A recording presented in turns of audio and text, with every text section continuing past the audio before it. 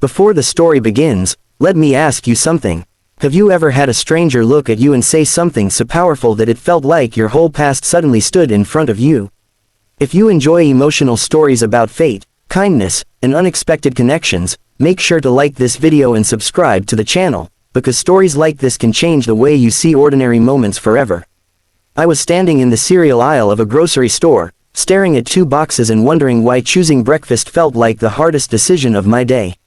My life had been like that lately. Small choices felt heavy, and big ones felt impossible. I had recently moved to a new city after my divorce, carrying nothing but 2 suitcases and a heart full of quiet regrets.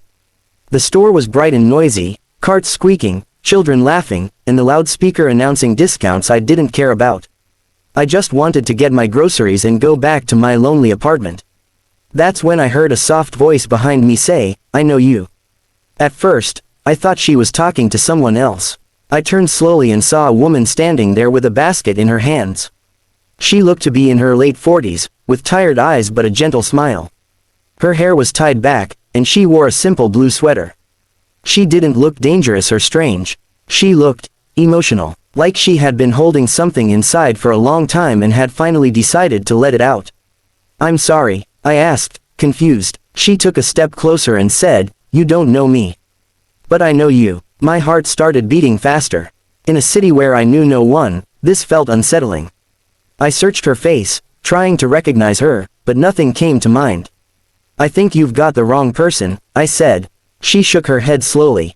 "No, you're Daniel. You used to work at St. Luke's Community Center. You taught evening classes. You helped people who couldn't read fill out job applications." I froze. No one in this city knew that about me. That had been years ago, before my marriage failed, before I lost my confidence, before I started running from everything that reminded me of who I used to be. "How do you know that?" I asked. Her eyes filled with tears. "Because you saved my life." Those words hit me harder than anything I had heard in years. She placed her basket on the floor as if her hands were shaking too much to hold it. "My name is Rosa," she said. 10 years ago, I came to your class.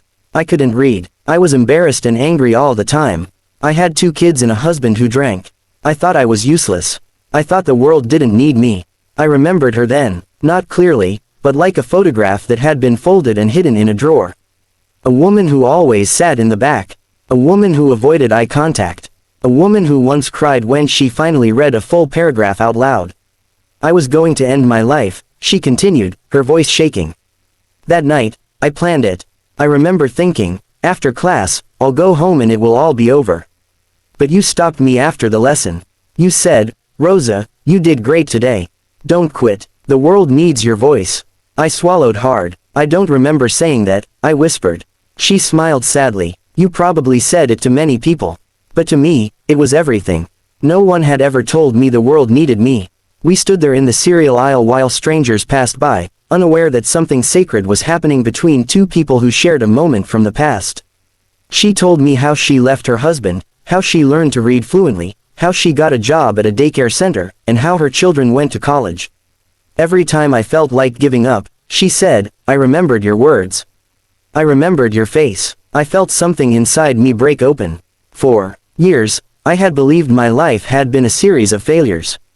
My marriage ended. My teaching job ended. My confidence disappeared. I told myself I didn't matter anymore. I moved to this city to disappear quietly. But here was proof that I had mattered. That once, I had made a difference. "I came here today feeling like a ghost," I admitted. "Like my past meant nothing. And now you're telling me, it meant everything." Rosa reached out and touched my arm gently. "You don't know how many people you changed. I just happened to be brave enough to tell you." We sat at a small table near the store's cafe with cups of cheap coffee. She showed me pictures of her children on her phone. I told her about my divorce and how lost I felt. For the first time in years, I didn't feel ashamed of my sadness. I felt understood. Before she left, she said something that stayed with me. "Maybe God or the universe put us in this store today so you could remember who you are." That night, I couldn't sleep. Her words echoed in my mind. I realized something painful and beautiful at the same time. We never know the impact of our kindness. A single sentence, spoken without thinking, can become someone's reason to live. The next morning, I walked past the community center near my apartment.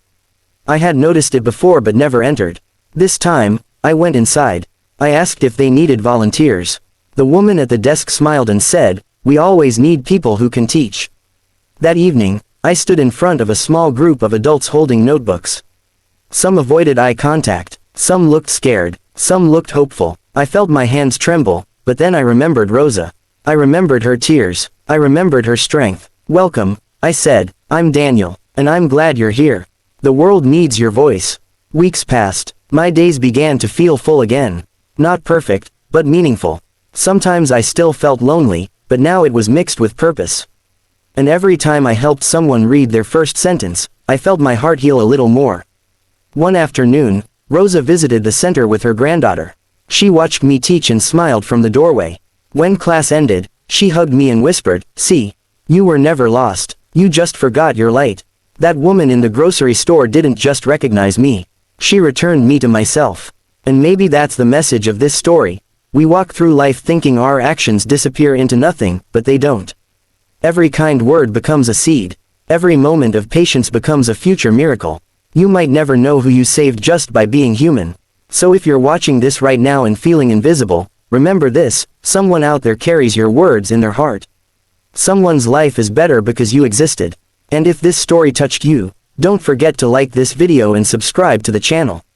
More stories like this are waiting to remind you that even the smallest moment can change everything.